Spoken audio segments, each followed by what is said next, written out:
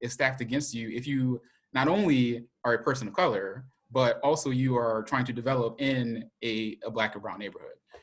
So no, I think you're absolutely spot on. And there are some CDFIs who are trying to do better, but I haven't seen that much movement. I'm Rolanda, now. I'm sorry. So Chase, is community capital one of the tools that we can use to address that issue? In a way, the securities laws in most states make it actually very difficult or very costly to combine capital amongst those who make, unaccredited investors. So investors who are, making under $250,000 annually. So most people. So this is what I was talking about to Lauren. Like you have folks who come through like BCV, for example, who want to come up with creative solutions like that. But then when you actually look at the legal structures that are in place, like we don't have the structures to allow those things to easily exist. And, there was recently modifications to the securities laws to allow those sorts of investments, but you have to go through, you have to go through systems that charge astronomical rates to be able to pool your capital in that way. So again, it makes these deals very difficult to do. Not impossible, but difficult. Sorry, everybody. I got to jump off to go to Planning Commission right now. But I'll check back in with my fellow panelists and see how the conversation wrapped up. Thank you. You don't have any final words of wisdom, Lauren? Reparations or bust. I'm done playing around. No more Mr. Nice Guy. Thank you, Lauren. I like it. All right. Rolanda said, if you have a question or speak, say your name and organization, please. And Camille, is there a way to record this? Hi, everyone. So I'm now recording the session. Thank you. Okay. So we will continue. Thanks, Camille. So other thoughts or questions from the audience? If not, we can feed back to the question of whose community, who gets a chance to speak for in response to developers for, let's say, a community benefits agreements, if you will. Yeah.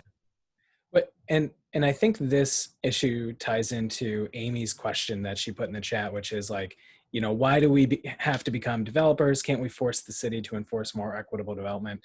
Like, I mean, Amy, the first thing I'll say is like, yes, I do think that there are many government actions that we can take to better encourage equitable development, right? And I think one of them is really front-loading community engagement and putting community values into neighborhood plans and even RFPs and RFQs before a developer even like comes to the table. Because I think one of the best ways to encourage equitable development is for a developer to almost like self-select, right? If a community is able to say like, here's our vision, here are the principles, then I think that will naturally attract developers who want to meet those principles. And so, and that's where government has a really strong role to play.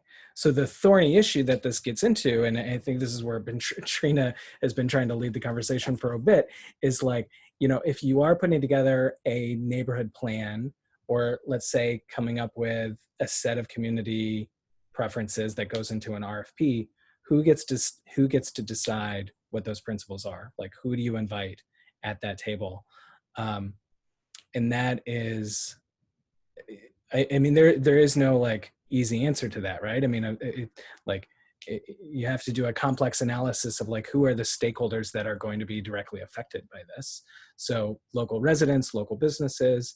I always sort of like put a slight weight and preference towards like the local residents, but I do think that like a principle in all of this has to be, those who will be affected by the decision should be involved in making the decision. Yeah, I mean, like, Chase, I'm sure you have a lot of thoughts about community engagement. Like, what am I missing here? Well, I was going to add, I mean, this is building the engine, right? I mean, one of the reasons that we need a robust community development ecosystem is that when a developer even if the developer is in the community, right? Like I am I'm working on development right now. I live in Bagley. The development is Bagley. I am a resident of this community, but that doesn't mean that I know everything that this community desires. You know, I have a snapshot from, you know, what I know and my neighbors, et cetera. We unfortunately, this might be controversial. We don't have a robust community development, you know, umbrella org in this area that has been able to figure out how not only to get feedback from someone like me who will show up to a community meeting, right? Like I enjoy that. Like I enjoy going to community meetings. My siblings don't. I doubt that they've ever been to a community development meeting. So even if you're, you know, sending out text messages, even if you're, you know, putting flyers on every door in the community, even if you're, you know, getting neighbors to talk to other neighbors. I mean, we are in a city with, you know, with a population that's struggling in many respects, right? Like people don't have time to show up to meeting after meeting after meeting. And in a lot of neighborhoods, there's meeting fatigue, right? So you really do need strong CDOs that come up with creative ways to get that feedback and get that information in. Because otherwise, I mean, you're gonna rely on people who self-select like me, who just, I'm gonna show up to the meeting and my voice will be heard. So how do I get my brother and sister? And I personally think through that lens, just because I know that they are less engaged than I am. Like how do I get, if I'm a community development org, how do I get those folks into this process? And I know that there are some organizations that do that really well in the city, and there should be cross-learning between CDOs of how to really do that in neighborhoods. Yeah, right. I mean, like it will ultimately take multiple methods of engagement, from meetings to surveys to like more fun events, because it's important to remember, as Chase points out, that, you know, any community is not a monolith. Like it's a collection of individuals who all have different thoughts and feelings and experiences. But you know, and so the real trick is to making sure that you're reaching a wide audience and giving them an opportunity to translate their experiences into whatever proposal or plan is being put together, right? And I am always skeptical of any planning or development process where community feedback is interpreted through like a planner or, you know, some sort of official. And you know, I'm an urban planner by training, and I just think like anytime a planner is putting himself or herself like as that translator for community feedback, there's going to be latent bias there. So we need to make sure that the community is speaking for themselves. But then in order to do that, they need to be equipped with, you know, the proper like language so that they won't be ignored by city officials. Yeah, there was a good question in the chat about how do you make sure critical voices aren't shut down and you just get agreement with the developer wants, right? So if the critical voices are shut down and then everybody else kind of goes along, how do you make sure that you keep those maybe opposing ideas or different ideas at least being considered fairly? So one thing that Lauren often says, so I'll lift up something that she, you know, advocates for very often, is that when we think about these engagement processes, often there's a very clear time limitation. You know, the consultants or the city staffers who are staffing those meetings have a very clear set of agenda items and outcomes that they want. And it's not, there's no space for healing in those meetings. And I'll go back to what I said a minute ago, that we, you know, that people in neighborhoods are hurting, right? So if you show up to a meeting, you may not be able to show up whole. In fact, there needs to be space held for some of that healing practice in these meetings as we're trying to think through what we want in our communities. And oftentimes that there's no space made for that. So part of it is getting our, you know, our government and developers who are going through these processes to understand that, no, you're not going to have someone show up to speak the same language about net operating income and, you know, the very technical terms that we use, but, you know, people may need space to talk about their dissatisfaction with processes, with the neighborhood, with power structures, with all of that. Yeah. And to bring in a technical term, Tom Woodman says, can we raise affordable housing REIT that prefers equitable development projects? So what does that mean first? And then secondly, can we do it? Well, you know, if you're forming a REIT, like part of the question is, can you attract enough capital that doesn't that isn't favoring a certain market return as the basis for the investment structure to begin with, right? Like, is there you know, is there social, what's the word I'm looking for? You know, is there capital out there that values affordable housing, that values that goal more than, you know, a 15 to 20% return over time? And I think that those kinds of capital structures exist more and more. And, you know, Lauren mentioned 2020 is a point in time where we need to be able to capture as much of the, I'm not going to call it goodwill, but as much of the desire to place money into good causes that impact positively Black and Brown communities. You know, is there a way to create those capital structures right now? And I think the answer is yes. But oftentimes it's still through the lens of power brokers. So a lot of the equity funds that I'm hearing are being formed right now, and these are hundreds of millions of dollars, you know, across the nation are being put in equity funds by large Fortune 100 companies that don't know what to do with their extra capital on their books, but they want to put it somewhere good. But they're not talking to the Laurens of the world, right? They're not talking to the Sams of the world. So, you know, I don't know how we break through that power barrier to be able to get people to understand what on the ground is needed. But I think that there is a will for capital right now in this moment to put it in places to have positive impacts. And if you don't mind, Sam, maybe we ought to transition to the scorecard idea, just to put it out there, to see if we can kind of have that idea out there for discussion as well, before we also just continue the open conversation. Sure, no problem. Is the session ending in 8 minutes or 7? No, Carmen said it ends at 6 now. Is that still true, Carmen? Or Camille? Yes, the session is going to end at 6, so we're going to keep the rooms open. Okay, we're still going, so we have time. Okay, all right. So a hard pivot here, guys. And I think one of the issues that Chase, Lauren, and myself have been bringing up is that it is really hard to define what equitable development is, and there's a different definition for every community, right? And so what is really important is that, you know, a community needs to be able to define what equity looks like for itself.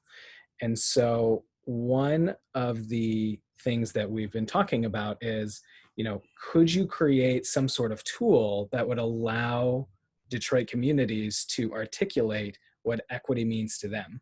And then, you know, to be able to hand that to government officials, would-be developers, etc. One model that we're looking at, it actually comes from the Twin Cities in Minnesota. So they created what they call their Twin Cities Equity Scorecard. And it was a project that started in 2016, 2017, when a group of communities came together and they were facing widespread change, fears of gentrification, and so that they put together this scorecard that sought to articulate certain metrics for measuring equitable development. Right? It's and I believe, Trina, everyone in the audience has already been emailed this or will be emailed this. Yes, they have been, Chase. All right, thanks. But you know what? I'm going to drop it in the scorecard too, in the chat for everybody. Okay. All right, I appreciate that. So the things that I want you to take away from this Minnesota example is that there's like 5 categories that they use to measure. And so these big categories are, you know, community engagement, land use practices, economic development, transportation, and housing. And then for each of those big categories, they ask pointed questions in order to sort of like figure out whether or not the development is quote unquote equitable. So some examples are, was the community informed of the project within its first 6 months and was given like a meaningful way to weigh in early in the development. There are other things about, are there spaces for local hiring? Is there an opportunity for community capital and for local residents to invest directly and benefit monetarily from the project? Does it allow certain percentages for affordable housing? Are displacement strategies in place that give residents a first right of refusal, let's say, right? So there's a number of things in this Twin Cities scorecard that, thanks Fatima for putting it in the chat. What I think is particularly innovative about it is that they recognize that it is just a tool for a conversation, right? They really just use it as guidelines for neighborhoods to create their own vision, and then they give that to city officials and developers. So their best example is on the west side, where they actually got the community's scorecard adopted by the city as part of its neighborhood plan. So any developer seeking to develop in that neighborhood then has to kind of like have some sort of discourse with the neighborhood plan and the scorecard. So I can pause there and I can take questions about like that Twin Cities scorecard if we want, but ultimately what we want to get to in this session is, if we were to create this in Detroit, and again, it's just meant to be a starter of conversations. What are the types of things that you think that you would like to see included, right? What are the types of categories or equitable tactics should we include that are pertinent to the city of Detroit? At D4, we have conversations with communities often as they seek to negotiate community benefits agreements. And I think one of the things that I hear most often is they just almost want a menu of like, what have other CBAs done, right? What have other communities done? What is in the realm of possibilities? And then from there, they can have conversations about whether or not it's the right fit for their own neighborhood. So that is, to some extent, what we're hoping to accomplish with this. Chase, Trina, was there anything you'd like to add before opening it up to questions or comments from the audience? Well, Go ahead, Chase. I was going to say, should I mention the project at all?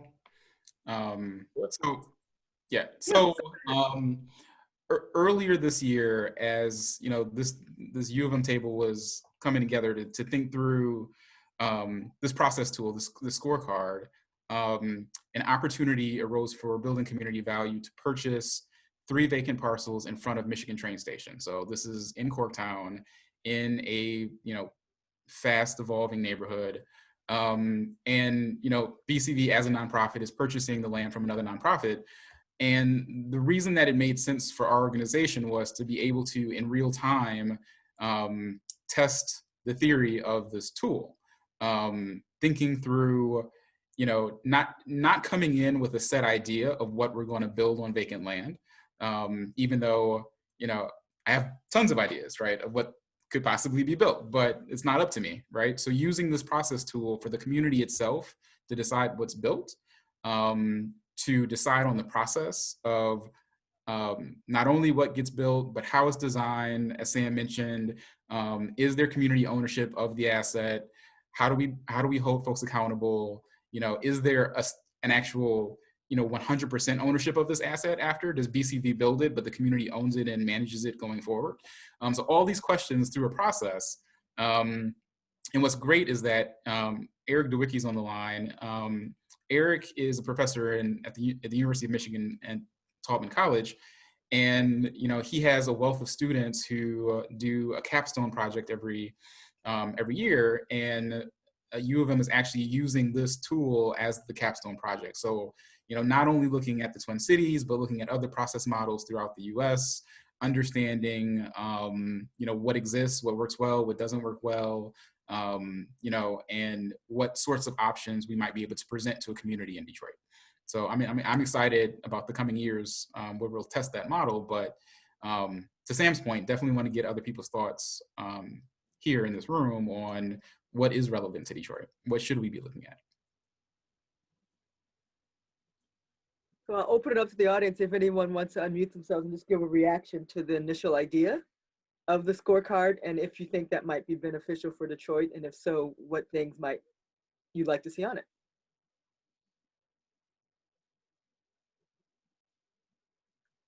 Or if that's too big, just your ideas about what you think equitable development might be and what you'd like to see happening that doesn't happen on a regular basis right now.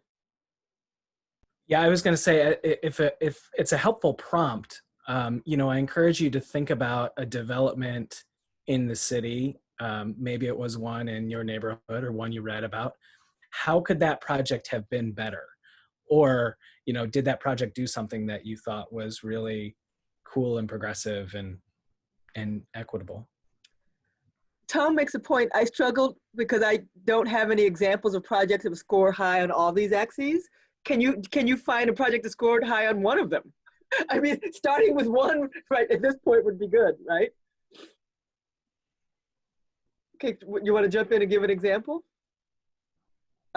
Amy says AMI, so income that's based on Detroit, not the metro area, rent that's affordable for all Detroiters.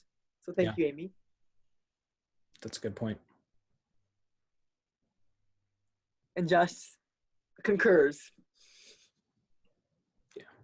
Hey, at risk of losing, making an enemy, Eddie Carrington, you're about to do a development over in my neighborhood, and I wonder what your thoughts are around some of this stuff.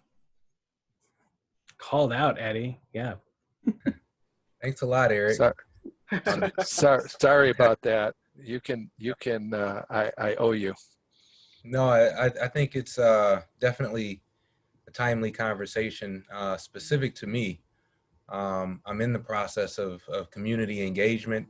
In 10 minutes, I actually have an engagement session with the community virtually, right? So I'll need to drop, but I'm just really, learning from, all of this insight. And, I feel that in some aspect, I am implementing certain things that, are being brought up in this conversation. For an example, before we even got to the point of, coming up with renderings and such, with this modern, building on East Warren, we're like, well, does the actual community want a modern, look that they pass by every day and walk by every day and bike across every day? So, kind of having the approach of saying, okay, even before we start the design, build out, let's talk to the community and gain their insight. And this also, gives me an opportunity to indirectly introduce myself, and, for people to get a little bit more familiar with who the developer actually is.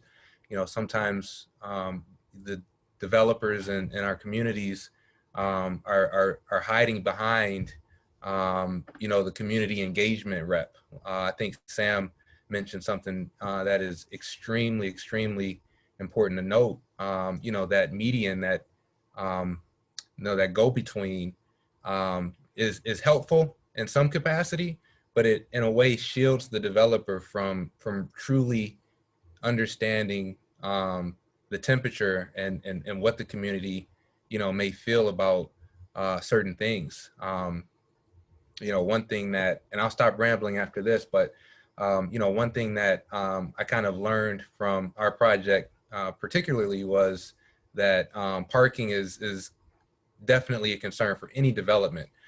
But you know, the community wants to make sure that we don't flood the streets with you know, the parking from the residents and from the retail tenants that we're hoping to attract. So, you know, kind of hearing that and not necessarily, you know, looking at that and saying, oh yeah, we'll take care of it, but actually understanding how frustrating it was when the bank, which is what we're going to be rehabbing, you know, had this type of issue where they had the flooding of their drive-through traffic going through the community streets. You know, that was a bit of a concern. So just really hearing that, hearing, you know, the concern of the square footage cost that we're aiming for the retail space, that was also, you know, interesting to kind of hear that pushback and to make sure that, you know, we understand, you know, that concern as well. So, you know, just as a whole, I just appreciate this conversation for sure. Hopefully that answered your question, Eric.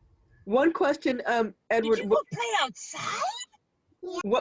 One question that was asked, Edward, is how would you allow the community to help determine the use of development? Is it already decided, or can they be part of that conversation as well? That's Sonia. Yeah, actually, we have a very simple survey, actually, that if you want to check out, it's at ribbondetroit.com. And we just created a simple Google form that allots the community to provide us feedback regarding what they may and what they don't want to see in this building, specifically regarding you know, the type of retail tenants, you know, back to the, you know, the design aspects of it, you know, color wise, once again, the traditional versus the modern approach with regard to the overall development of the property. So we're really trying to keep all of that in mind before we come to the table and say, hey, look at this great thing we conjured up without, you know, any input from the community. What do you think? And I think so far we've had, you know, a majority positive feedback with regard to that approach. Good. A couple other things that came from the chat is not discriminating on past rental history, which is a good idea. And then what was the other one? How does this scorecard from Minneapolis compare to what Jefferson Chalmers did on their community criteria? Sam or Chase, can you respond to that? So, I mean, I mean, Jefferson Chalmers over the years have put together like a few different community plans. Some I was directly involved with, but I'm actually not entirely sure what we're referencing here. So, Kirsten, if you don't mind, would you tell me a little bit about the most recent criteria that Jeff Chalmers put together? Because we've seen Detroit neighborhoods, like the West Village Association put together like a criteria for developers and things like that. But yeah, Kirsten, tell me a little bit more about the Jeff Chalmers one. Can you hear me, Sam? Yeah. Thanks again for the interview a couple years back. I'm trying to, I don't have it in front of me. I know they were talking about some recent projects that were approved and that the criteria that they were using, which I thought had been developed in conversation with the community. So what I'm not clear about is whether they were generalized criteria, like you see more in the Twin Cities, or whether they were criteria for specific types of development. But some were design details, okay? But I thought some of them were more generally about the implications of what could happen if certain types of development came into the neighborhood. So I'm sorry, I can't pull it up right now, but I thought it was at either this summit last year or I don't know, maybe I'm not, and I don't remember the names of the people that spoke, I'm sorry, who could probably talk to you about it. But there were also, there was clearly a PowerPoint and there were clearly, you know, materials given out. Yeah, no problem. I mean, we can we can talk to our Jeff Chalmers friends and you know, find that specific document. But I mean, I will say that the Twin Cities scorecard, it is broad like it attempts to get to some specifics, but I think is still very broad. And I think they would readily admit this, right? I mean, they intend it to sort of just be like almost a template that communities can use and then tweak as they see fit. I think what they've done to an impressive degree, though, is they've used it as a vehicle for a lot of organizing and education. So, you know, and I was just reading that the Alliance in Twin Cities, like they've taken the scorecard and then they host a number of workshops. They have a citywide roundtable of community groups that have sort of like bought into the scorecard idea, and they deliberately assign representatives from each of their council districts to kind of represent the scorecard, you know, at city government. So, you know, that as a vehicle for organizing, I think is really impressive, and perhaps something that we could one day seek to replicate here. It sounds very valuable, and perhaps there could be a family of such things. Okay. You know, depending on the communities in which people are working. Thanks, Sam. Of course. Two more things from the chat. This idea of 1% of returns coming back to either public art or going back to the community. So examples of maybe that you can talk about, Sam or Chase? So I don't know about 1% specifically, but I recently have been really inspired by an example from Atlanta, where when the city sold Turner Field, they seeded a community fund with $5 million. And so there's actually community-led grant making where the community has like a steering committee that are appointed and elected. And then those group of community residents will take proposals about how to spend that $5 million.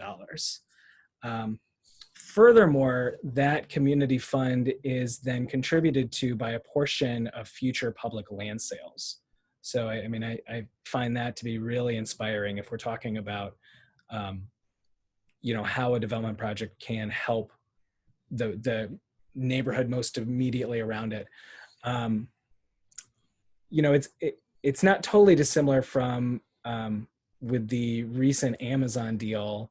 You know, the city is going to be spending $500,000 on local parks and green infrastructure in that most immediate neighborhood. And one of the reasons why that happened is because, you know, the community and many sides of that conversation advocated for it, right? I mean, yeah.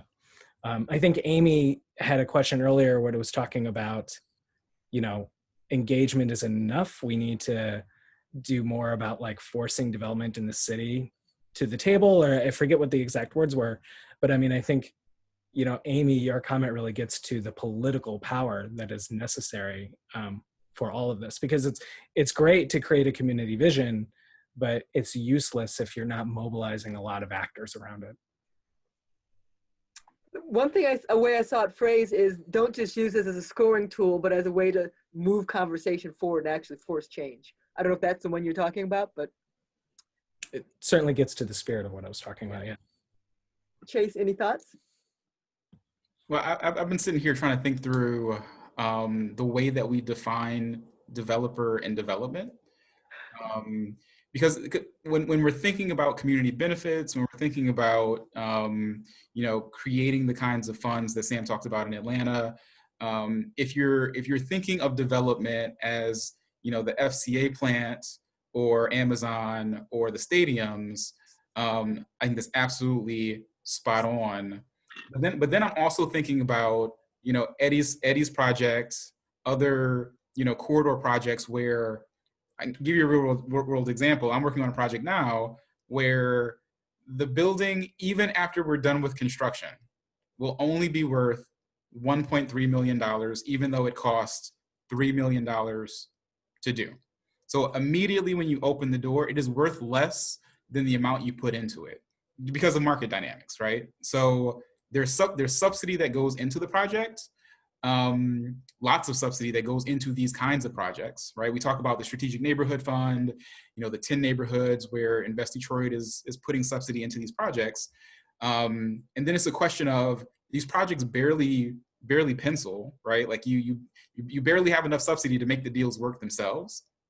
So how then do you respond to above and beyond, right? Like having the community decide what is being built at the site, working with the community to make sure that it responds to the community needs and has the proper positive impact. But if we're also asking for other assets to be created, developed, maintained in the community as well that cost capital, like is there enough subsidy in the ecosystem to make that work for the smaller scale developments? And I don't necessarily have an answer to that, but I mean, maybe Sam, the idea is, you are using these bigger developments and creating these funds that allow some of these smaller developments to be able to do and respond to some of these community needs as well. Absolutely, right? I mean, I think, and the Detroit Affordable Housing Trust Fund gets at that, where a portion of land sales then goes into this fund that will help build affordable housing throughout the city that can go towards a small scale developer. I mean, I think this whole conversation about community benefits needs to take into account scale. And we also want to encourage development, right? I mean, like I'm a person who always advocates for community benefits, but I'm not anti-development. Without any development, there are no community benefits, right? And I worked in neighborhoods during the Great Recession here in Detroit, in neighborhoods dealing with hypervacancy, and like hypervacancy is traumatic to many communities around Detroit. So, to me, then I think the trick really becomes, how do we identify community benefits that aren't onerous or really like create an extra burden to a developer, especially small scale developers like the ones you're talking about, Chase. One example that comes to mind is we worked with a community group in what they called themselves the West End Detroit, right? West of North End, West End Detroit. And that was their name for their own neighborhood, so we respected that. But it was a small mixed use development, and they wanted to sign a community benefits agreement. So one of the things that we were able to accomplish is, as the developer is looking for tenants for their first floor, can we make sure that those call, if there's any openings that gets sent to the community, and then as his tenants are hiring, can we make sure that those job postings are then sent to the community group as a way to help encourage local residents to fill those jobs, right? So, I mean, I think that is a good example of that. It really didn't cost the developer any extra money. Sure, maybe a little bit additional time to like make sure those connections are made, but ultimately it helps breed that sense of community buy-in to his project. We have 24 minutes to go.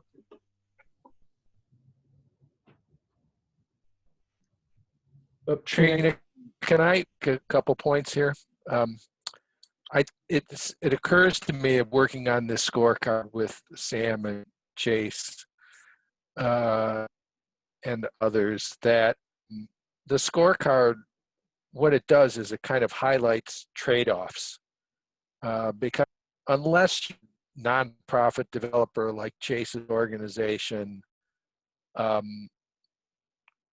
developers want to make a profit, or they're going to take their money somewhere else outside of Detroit. So the scorecard kind of allows community to decide trade-offs, it seems to me. If rents are affordable for the surrounding neighborhoods, what is, there's a trade-off aspect to that. It might not be able to have the greatest design that everybody likes, for example. If there is a market rate development that has not very many or only minimum number of so-called portable units by the city's standards. And I agree with the comments about having a separate MI for detractors. That's a must. But if there's only, let's say, a minimum of those, but the developer says, I'll put into neighbors' home repairs, is that a good enough trade-off? It seems to me there's no perfect development, and the scorecard at least allows some transparent public input into what are the priorities, the highest priorities of the community for something new coming into the neighborhood. Because I do agree with what Sam, the trauma that many have experienced, the disinvestments of our neighborhood. Sometimes people are going to accept anything new, anything brings any jobs. You know, that's kind of the approach. But there's trade-offs to everything, and it seems to me that a scorecard type of thing, maybe we can come up with a better name than scorecard, allow folks to at least have some dialogue on what are the highest priorities. So one thought about that is developers, even at a small scale, you know, are interfacing with capital, whether it's banks or CDFIs, with the city, with residents, with community development orgs. You know, we often talk about the developer being like the conductor of an orchestra, right? Like you are making sure that all the sounds are working together. So even if that developer can't deliver, you know, whatever community good, community benefit is that the community has uplifted as part of their priorities, they have a strong voice to be able to, you know, locate correctly where that benefit should come from. Whether it should come from the city, that developer can then advocate on behalf of that neighborhood as well. So it's not just the developer needs to pay for this certain thing. Sometimes it's, you know, the developer is powerful enough or connected enough to be able to say to the city or to other power brokers, hey, I'm developing in this space. You city or you whatever actor need to do something that this neighborhood has identified. I was just gonna jump, thank you, Chase. I was just gonna jump in and say that Tom and Amy have been having a dialogue back and forth. I don't know if you want to bring that into the larger conversation, but what development means, who's being pushed out, what small development versus big development, who should pay for it. So Tom and Amy, do one of you guys want to either ask a question or bring the conversation you're having to the larger group?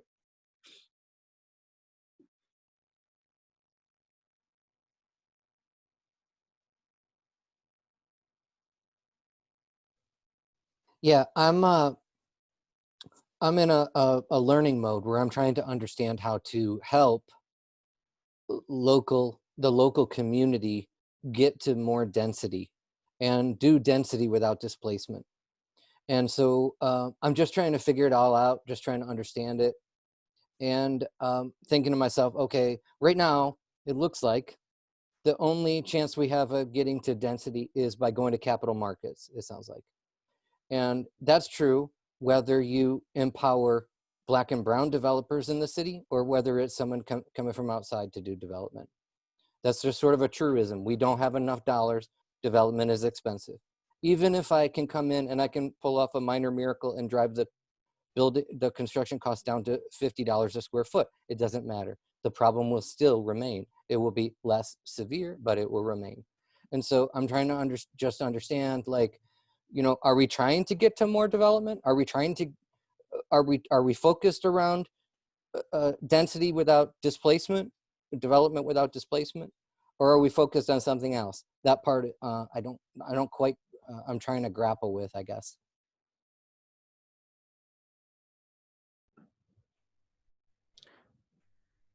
Yeah, I mean, those are tough things, to be sure.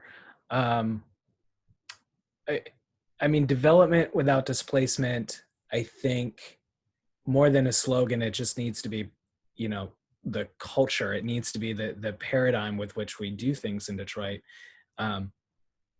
you know, but even me saying that, that's like pretty words. What does that mean in practice? What, you know, so, I mean, I think we need dedicated affordable housing on new projects, right? We need projects that set aside a portion for truly affordable rates.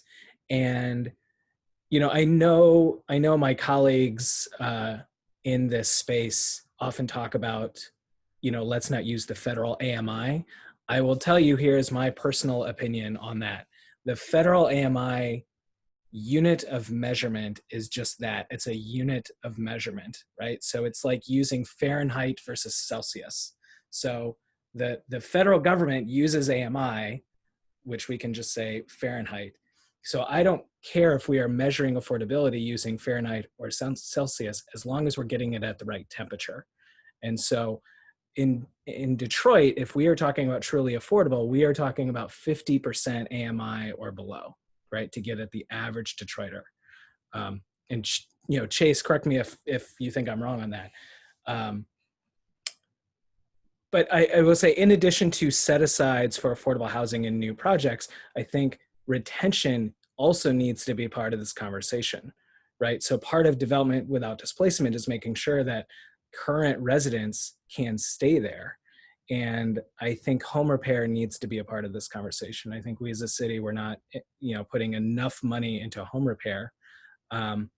Because if you are able to provide local residents with money for home repair, not only are you going to help encourage them to stay in their home, and it becomes like a public health matter at that point, but then also the next time around, when that homeowner decides to, you know, sell their property, right, or under, you know, depending on a number of circumstances, but when that low-income homeowner decides to sell their property, that property is going to be in better shape, which means the person buying it after, you know, after the fact, if it is a small-scale developer like some of the ones Chase works with, the amount of money it will take to rehab that property will be less, and therefore that they can charge more affordable rates. So I see home repair not only as a public health concern, but also something that will help encourage long-term affordability in neighborhoods. We have 15 minutes remaining. Thank you. Chase, do you want to respond? And Eric also said there's a difference between both physical displacement and cultural displacement, which is different. Yep. But Chase, did you want to respond to that query from Tom? Yeah, so, you know, even listening to Sam, I'm thinking through what it comes down to be able to keep rents at the right temperature, to use Sam's analogy. And when thinking about how much it costs to rehab a structure, if we're talking, you know, existing single family or to build new construction, the construction cost is the construction cost. I know that Tom is talking about, you know, bringing the cost down using new technologies and new tools, but oftentimes the amount of rent that you can demand, you know, whether you're in a commercial space, a residential space, is not high enough to match the actual cost of construction, materials and labor. So there needs to be some form of subsidy to meet that gap. And we have a federal government, because most other nations, I mean, Trina talked about the other models that other countries use. I mean, a lot of other countries, it's the federal government or the central governments that are, you know, either building this housing themselves, right? The government itself is building it, or, you know, they're piping more subsidy into the system. We have a federal government that has siphoned away more and more dollars over the past 70 years from our housing ecosystem. So we're fighting, you know, in a general market system, trying to make construction work somehow, you know, in a market ecosystem where it just simply doesn't if we want to keep rates affordable. So we're almost locating the battle at the wrong spot. You know, if in fact we had more tools, if the government itself was building the affordable housing, or there were more tools for developers to build the affordable housing, you know, so that we could keep these rates affordable, we could build more of it. But we don't have the actual tools that we need at scale. Okay, we have about 10 minutes left. So if there's anyone who hasn't spoken or has a question about either the scorecard idea or the things we've been talking about for the last 20 minutes or so, please either put it in the chat or jump in. I'll pause. Hello, Yes, can you hear me? yes. Hello, everybody. I hope everybody's safe. My name is Toya Watts, president of CVA, Charlevoix Village Association, right quick. And I live in this area they call Island View. Been fighting since the word gentrification came out with these developers and the city. And the key to me is the respect they come down here is there's the community that is left here with Black folks struggling, like Sam say, to keep their homes up and stay in their homes. And the biggest fight I have is with the developers and the city. So I'm trying to figure out, we hollering at both of these people. We fighting both entities, the city and the developers coming in to our neighborhood that don't give us no respect. And it comes from the top of the city to me, that the city don't give the people in the community the respect or really what they need. But they giving the developers quicker than they giving the needs to the community.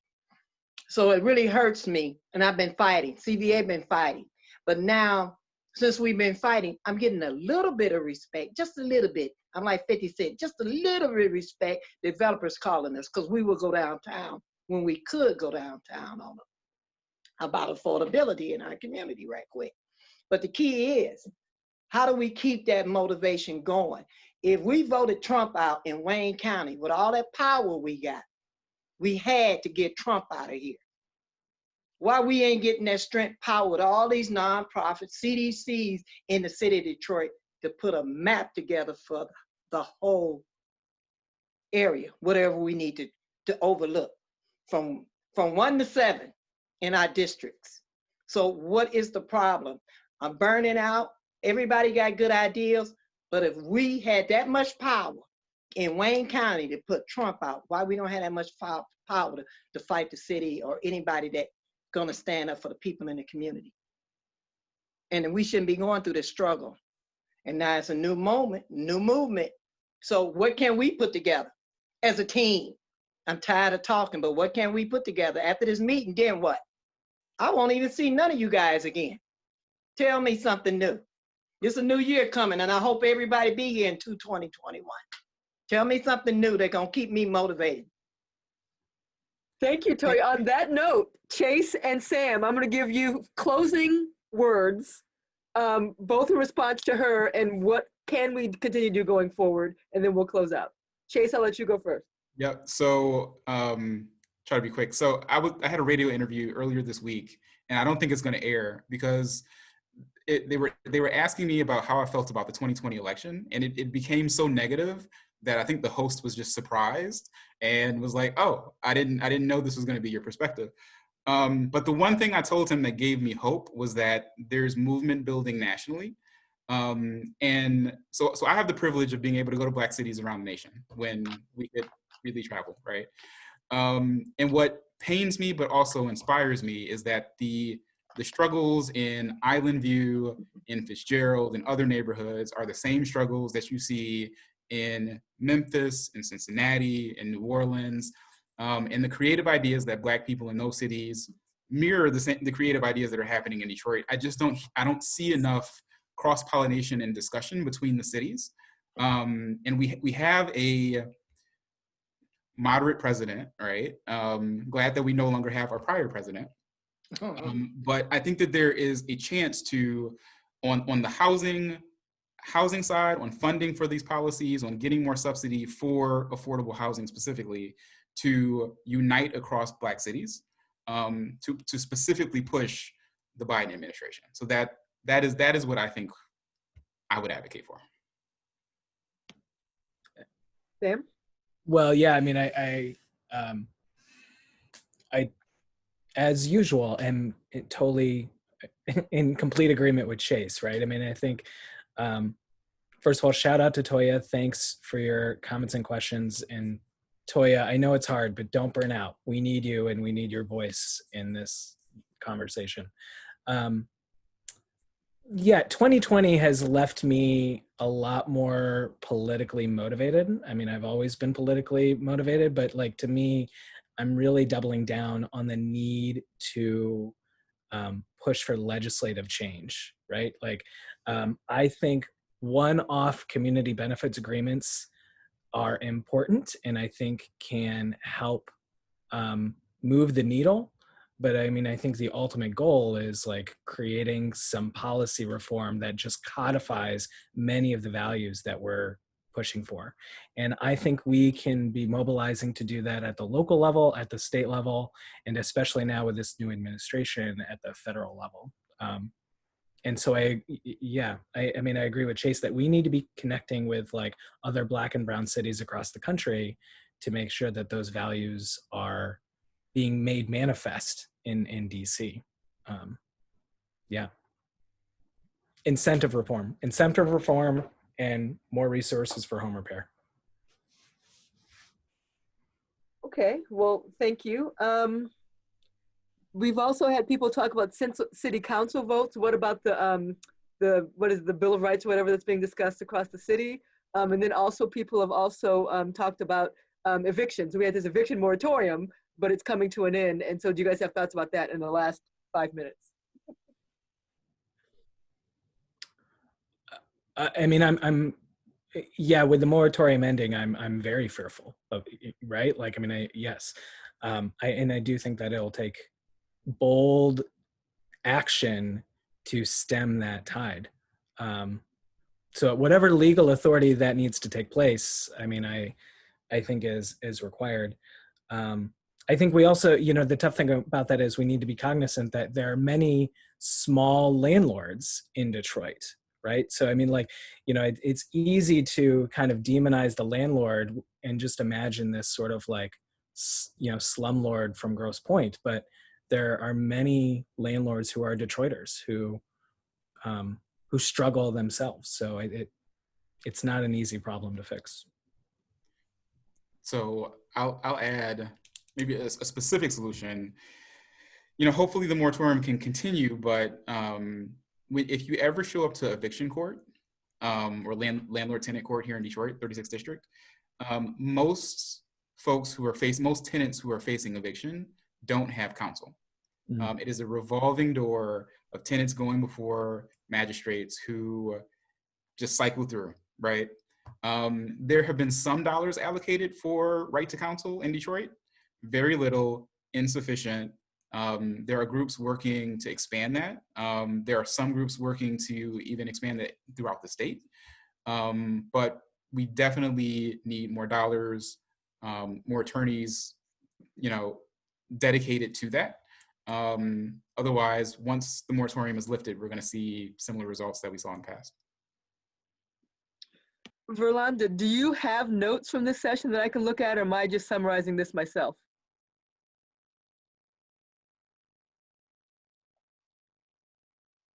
Verlanda? Okay. Well, if you guys have thoughts. I'm sorry. Yes, okay. Trina, I have notes. Okay, thank you. Sure. That's awesome. Okay, well, again, if there's any final thoughts or questions, we have a minute or two, but it sounds like we have covered a lot of topics. Thank you, Sam and Chase, for sticking with us longer than we thought we had, but I think it's been a good conversation. Just so you'll know at least what we're thinking, if you have suggestions, if you're interested in continuing to be part of this conversation and being part of our kind of expanded working group, thinking about either the scorecard or equitable development, you can email me. Fatima, can you put my email in the chat? And if you have other ideas after this session is over that we didn't cover, please, we don't want to stop this conversation today. And actually, if we had, let's say, a meeting to talk about just this idea in broader scopes and invited more people, if you're interested, let us know, because we'd like to have as many of you that want to continue to be involved to be involved.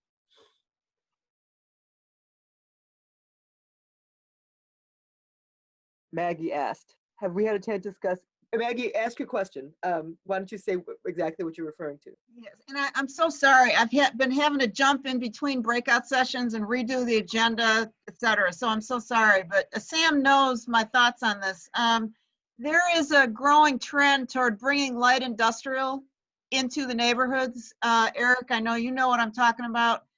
I sit on the board of the Brownfield Redevelopment Authority, and we're seeing more and more of these projects, including the one and only Dan Gilbert in the lead on some of these developments. So I know it's too late to get into a big discussion, but I'm hoping there can be some thought put into the unique aspects of light industrial and what the implications are for equitable development. You know, air quality, truck traffic, buffering, you know, in between the neighborhoods and the industry, et cetera, et cetera. So just to put that on your radar and hope that you can find a way to deal with it. It is, I told some friends that I view what Quicken does in real estate as kind of the canary in the coal mine. And when we start to see them moving from downtown retail, commercial development to industrial, ding, ding, ding, ding, ding, that's a sign of something. Maggie, are you familiar with the Detroit Future City / LISC report that came out last year on industrial in Detroit? Yes. Okay. So yeah, just wanted to mention that for folks on the call. You know, thinking through how some organizations are beginning to think about bringing industrial or rehabbing industrial in our city. So. Yeah, well, it's one thing to rehab an industrial building for other uses. It's another thing to know how to respond to developers who are developing buildings for light industrial tenants. Agreed. And there are more and more projects, and I would suggest that there are examples. Eric and Pat Bosch have been involved just in the Connor one, and then, you know, there's the Amazon development going up at State Fair. So it's just a hope that your table can really start to talk about that. I'm a little bit scared about it, just from the trends that I'm seeing on the DBRA. And the tension is that it's creating jobs, which we need, but at what cost, and